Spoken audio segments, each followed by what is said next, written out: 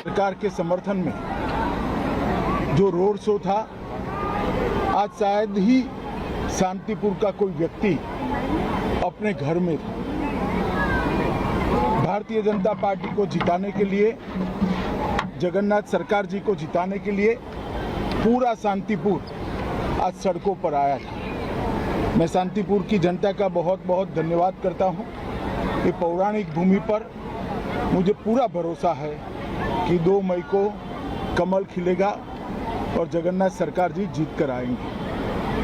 बंगाल के चुनाव के चौथे चरण के मतदान में कल एक दुखद घटना हुई।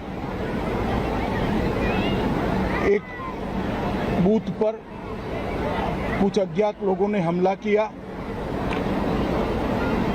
सीआरपीएफ के हथियार लूटने का प्रयास किया और जब सीएपीएफ ने अपने बचाव में, अपने हथियार बचाने के लिए गोली चलानी पड़ी, इसमें 4 लोगों की एक मृत्यु हुई।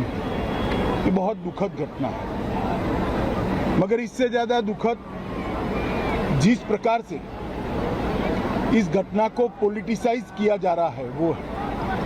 मैंने ममता दीदी के स्टेटमेंट देखे हैं। उसी बूथ पर सुबह आनंद बर्मन का हत्या कर दिया गया,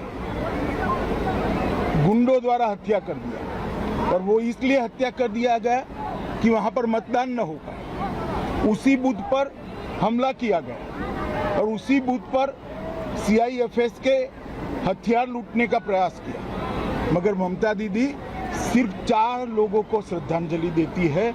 आनंद बर्मन की मौत की उनको नहीं पड़ी।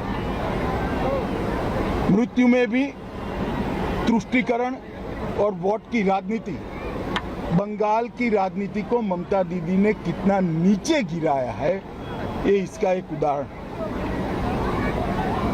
आनंद बर्मन मर गया, उसका भी हमें दुख है, और बाकी जो 4 लोग मर गए इसका भी दुख है। मृत्यु किसी की भी हो, वो राजनीति के परे होनी चाहिए।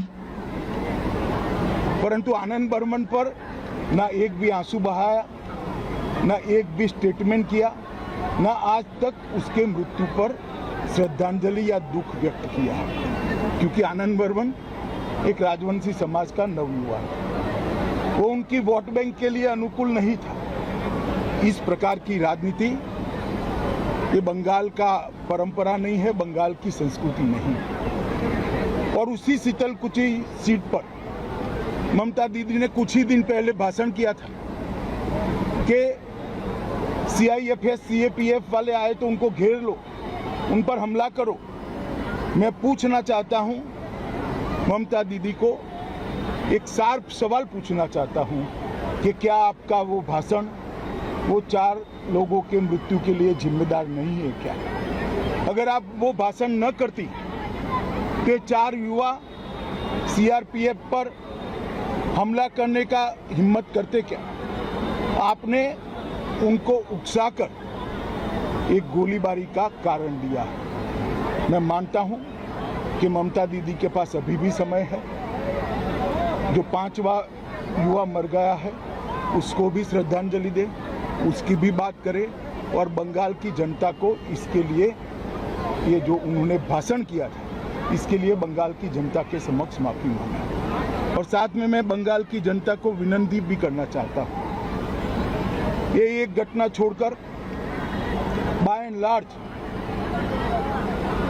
बंगाल का चुनाव शांतिपूर्ण ढंग से हुआ है। हालांकि कुछ भारतीय जनता पार्टी के कार्यकर्ता चुनाव के दौरान भी 5 से ज्यादा कार्यकर्ता मार दिए गए, इसके लिए भी ममता दीदी कुछ नहीं बोली। परंतु बंगाल का चुनाव शांतिपूर्ण हो रहा है, वो बंगाल में एक नई शुरुआत। पहले कम्युनिस्ट और फिर तृणमूल कांग्रेस ने राजनीतिक हिंसा को बढ़ावा दिया है।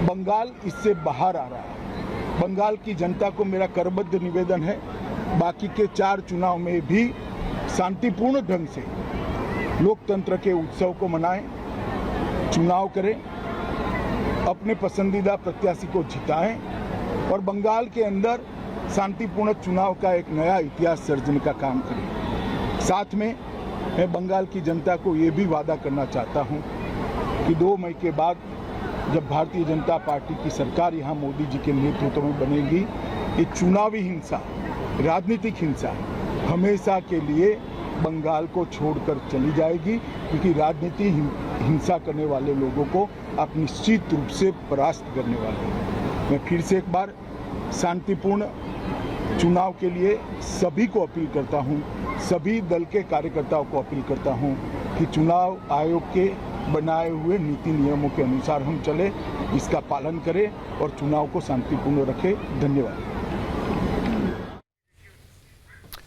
अमित शाह को सुन रहे थे आप। सीधे तौर पर उन्होंने ममता बनर्जी को जिम्मेदार बताते हुए कहा कि ममता बनर्जी को माफी मांगनी चाहिए। अगर वो इस तरह का भाषण नहीं देती तो घटनाएं नहीं होती। हिंसा की जो घटनाएं हुई, जो अर्धसैनिक बलों के ऊपर हमला करने का प्रयास किया गया और उसके बाद जो ये दुखद स्थिति पैदा हुई, उसके लिए ममता बनर्जी जिम्मेदार हैं। बंगाल की जनता से उनको माफी मांगनी चाहिए।